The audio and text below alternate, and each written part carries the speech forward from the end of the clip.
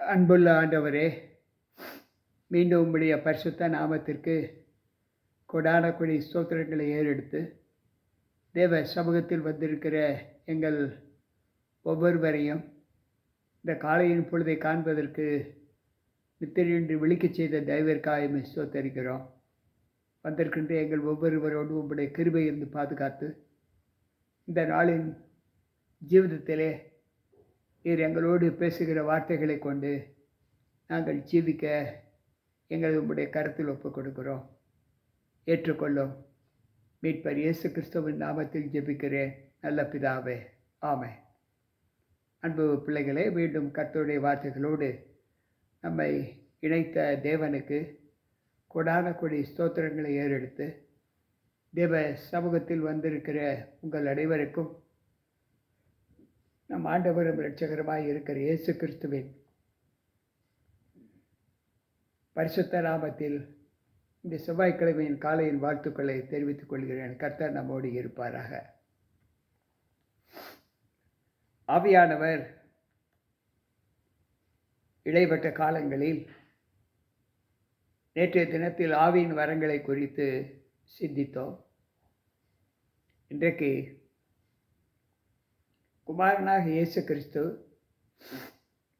இந்த பூமியிலிருந்து உயர்த்தப்படும் போது அவர் இன்னவைகளை நாம் செய்ய வேண்டும் என்று நமக்கு கற்பித்து கொடுத்திருக்கிறார். யோவான் 12வது அதிகாரம் 32வது வசனம் இப்படி சொல்லுகிறது: நான் பூமியிலிருந்து உயர்த்தப்பட்டு இருக்கும்போது எல்லாரையும் என்னிடத்தில் இழுத்து கொள்ளுவேன் என்றார். நான் பூமியிலிருந்து உயர்த்தப்படும் போது எல்லாரையும் என்னிடத்தில் இழுத்து கொள்ளுவேன் என்று சொல்லுகிறார். ஏன் அப்படி சொல்லுகிறார் என்றால், தாம் அவர் என்ன விதமான மரணத்திற்கு தன்னை ஒப்புக் கொடுக்கப் போகிறார் என்பதை அவர் சீடர்களுக்கு சொன்னார். இதற்கு மறுபடி சொன்ன அவருடைய சீஷர்கள், ஜனங்கள் அவரை நோக்கி, கிறிஸ்து என்றென்றைக்கும் இருக்கிறார் என்று வேதத்தில் சொல்லியதை நாங்கள் கேட்டிருக்கிறோம் என்றார்கள். அப்படி இருக்க மனுஷகுமாரன் உயர்த்தப்பட வேண்டியது என்று எப்படி சொல்லுகிறீர்? இந்த மனுஷகுமாரன் யார் என்று கேட்டார்கள். யோவான் 12:34 இந்த வாசகம் சொல்லப்பட்டு இருக்கிறது. அவர் பூமியில் என்றென்றும் எங்களோடு இருக்கிறார் என்று வேதத்தில் சொல்லப்பட்டு இருக்கிறது என்று சொல்லுகிறார்.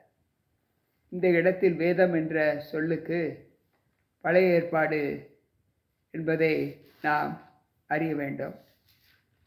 மீகாவின் புஸ்தகம் 4வது அதிகாரம் 7வது வாக்கியத்திலே இந்த வாசகத்தை நாம் வாசிக்கலாம். அவர் சொல்லுகிறார், நொண்டியானவனை மீதியான ஜனமாகவும் தூரமாக தள்ளுண்டு போனவர்களை பலத்த ஜாதியாகவும் வைப்பேன். அவர்கள் பேரில் கர்த்தர் சியோன் பர்வதத்திலே இது முதல் என்றென்றைக்கும் ராஜாவாய் இருப்பார் என்று இங்கு சொல்லப்பட்டு இருப்பதை நாம் வாசித்தோம். அதைத்தான் அவர்கள் சீசர்கள் சொல்லுகிறார்கள். ஜனங்கள் அவர் என்றென்றைக்கு எங்களோடு கூட இருக்கிறார் என்று வேதத்தில் சொல்லப்பட்டு இருக்கிறது என்று சொல்லுகிறார்கள். அன்பு பிள்ளைகளே, இந்த வார்த்தைகளை அவர் கேட்ட போது இயேசு சொல்லுகிறார், நான் கொஞ்ச காலம் ஒளி உங்களிடத்தில் இருக்கும், இருளில் நீங்கள் அகப்படாதபடிக்கு ஒளி உங்களோடு இருக்கையில் நடவுங்கள். இருளில் நடக்கிறவன் தான் போகிற இடம் இன்னதென்று அறியாது இருக்கிறான் என்று சொல்லுகிறார்.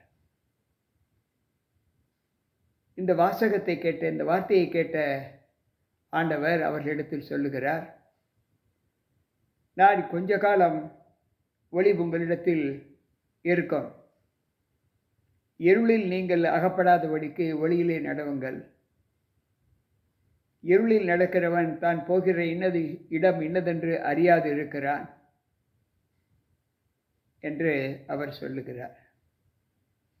அன்பு பிள்ளைகளே, இதை குறித்து வேதம் என்ன சொல்லுகிறது என்றால், அங்கே எபேசியரின் புஸ்தகம் 5வது அதிகாரம் 8வது வசனத்தை வாசிப்போம் என்றால், அங்கு ஆண்டவர் சொல்லுகிறார், முற்காலத்தில் நீங்கள் அந்தகாரத்தில் இருந்தீர்கள், எப்பொழுதோ கர்த்தருக்குள் வெளிச்சமாய் இருக்கிறீர்கள், வெளிச்சத்தின் பிள்ளைகளாய் நடந்து கொள்ளுங்கள் என்று அங்கு பவுல் எபேசியர் 5:8 சொல்லுகிறார். 1 யோவானின் புஸ்தகம் 2வது அதிகாரம் 9, 10, 11 வசனங்களை நாம் வாசிப்போம் என்றால், அங்கு ஒளியை குறித்து ஆண்டவர் சொல்லுகிற வார்த்தை, ஒளியில் இருக்கிறேன் என்று ஒருவன் சொல்லியும் தன் சகோதரனை பகைக்கிறவன் இதுவரைக்கும் இருளிலே இருக்கிறான். தன் சகோதரனிடத்தில் அன்பு கூறுகிறவன் ஒளியிலே நிலை கொண்டு இருக்கிறான். அவனிடத்தில் இடரல் ஒன்றுமில்லை. தன் சகோதரனை பகைக்கிறவன் இருளிலே இருந்து இருளிலே நடக்கிறான். இருளானது அவன் கண்களை குருடாக்கினபடியால் தான் போகுமிடம் இன்னதென்று அறியாது இருக்கிறான் என்று சொல்லுகிறார். வெளிச்சத்தில் நடவுங்கள், அந்த வெளிச்சம் இனி கொஞ்ச காலம் உங்களோடு இருக்கும், நீங்கள் வெளிச்சத்தில் நடவுங்கள் என்று சொல்லுகிற வார்த்தை அங்கு வேதாகமத்தில் எப்படி சித்தரிக்கப்பட்டு இருக்கிறது என்பதை நாம் சற்று யோசித்து பார்ப்போம். யோவான் எழுதின நற்செய்தி நூல் 8வது அதிகாரம் அங்கு 12வது வசனம் இப்படி சொல்லுகிறது. யோவான் 8:12 நாம் வாசிப்போம் என்றால், அங்கு ஆண்டவர் சொல்லுகிறார், மறுபடியும் இயேசு ஜனங்களை நோக்கி, நான் உலகத்திற்கு ஒளியாய் இருக்கிறேன், என்னை பின்பற்றுகிறவன் இருளில் நடவாமல் ஜீவ ஒளியை அடைந்திருப்பான் என்றார். நான் ஒளியில் இருக்கிற ஜனங்களை பார்த்து, நீங்கள் உலகத்திற்கு வெளிச்சமாய் இருக்கிறீர்கள், நான் எப்படி உலகத்திற்கு வெளிச்சமாய் இருக்கிறேனோ அதே போல் நீங்கள் உலகத்திற்கு வெளிச்சமாய் இருக்கிறீர்கள், என்னை பின்பற்றுகிறவன் இருளில் நடவாமல் ஒளியிலே அவன் நடக்கிறான் என்று ஆண்டவர் சொல்லுகிறார். அன்பு பிள்ளைகளே, யோவான் 7வது அதிகாரம் 33வது வசனம் இப்படி சொல்லுகிறது. ஜனங்கள் அவரை குறித்து இப்படி மறுமறுக்கிறதை பரிசேயர் கேட்டபோது அவரை பிடித்து கொண்டு வரும்படிக்கும் பரிசேயரும் பிரதான ஆசாரியரும் சேவகர்களை அனுப்பினார்கள்.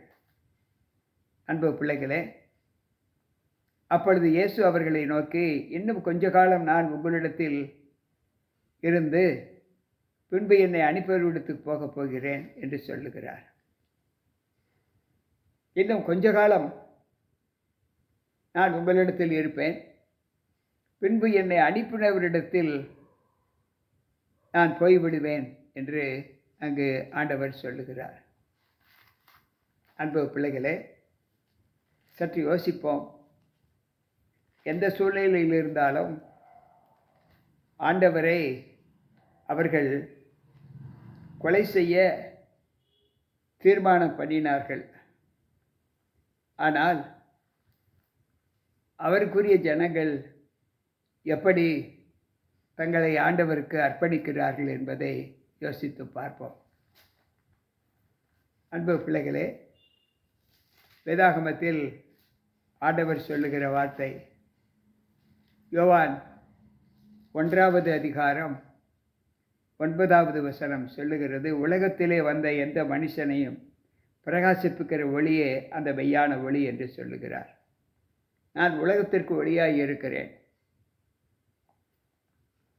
ஆண்டவர் சொல்லுகிற வார்த்தை, உலகத்தில் இருந்து வந்து எந்த மனுஷனையும் பிரகாசிக்கிற ஒளியை அவர்தான் என்று சொல்லுகிறார். அன்பு பிள்ளைகளே, ஒளியிலே இருக்கிறது போல நாமும் ஒளியிலே நடந்தால் நாம் ஒருவரோடு ஐக்கியப்பட்டு இருப்போம். அவருடைய குமாரனாக இயேசு கிறிஸ்துவுடைய இரத்தம் சகல பாவங்களை நீக்கி நம்மை சுத்திகரிக்கும் என்று 1 யோவான் 1:7 நாம் வாசிக்கிறோம். அன்பு பிள்ளைகளை, இன்றைக்கு நாம் கற்ற இந்த வார்த்தை தேவ சமூகத்தில் நாம் ஒளியில் இருக்கிற அனுபவத்தை ஆண்டவர் நமக்கு கற்றுக் கொடுக்கிறார். நான் தான் உலகத்திற்கு வெளிச்சம். என்னுடைய ஒளி உங்களுடைய சகல பாவங்களையும் நீக்கி உங்களை சுத்திகரிக்கும் என்று சொல்லுகிறார். கேட்டுக்கொண்டிருக்கிற அன்பான தேவ பிள்ளைகளே, இந்த அனுபவத்தை நாம் கடந்து வந்து தேவனுக்கு உகந்த ஒரு ஆசீர்வாதமான ஒரு வார்த்தைகளை நாம் கேட்டு அவருடைய வசனம் நம்முடைய கால்களுக்கு தீபமும் நம்முடைய பாதைக்கு வெளிச்சமாய் இருக்கும் என்று ஆண்டவர் சொன்னாரே, அதே போல் அவருடைய ஜீவனுள்ள வார்த்தைகள் நமக்கு வெளிச்சத்தை கொடுக்கும். அவர் ஒளியாய் இருக்கிறார். அந்த ஒளியிலே நாமும் நடந்தால் நாம் இருளில் நடக்க மாட்டோம் என்று ஆண்டவர் சொல்லுகிறார். ஆகவே ஒளியாகி அவர் நம்மோடு கூட இருக்க விரும்புகிறார். நாமும் அவரோடு கூட இருந்து அந்த வெளிச்சத்திலே நடந்து நாம் எழுதிவிடாதபடி நம்முடைய வாழ்க்கையை தேவனுக்கு ஒப்புக் கொடுப்போம், ஜெபிப்போம். அன்பு ஆண்டவரே, நீர் ஒளியில் இருக்கிறது போல நாங்களும் ஒளியிலே இருக்க வேண்டும் என்று விரும்புகிறோம்.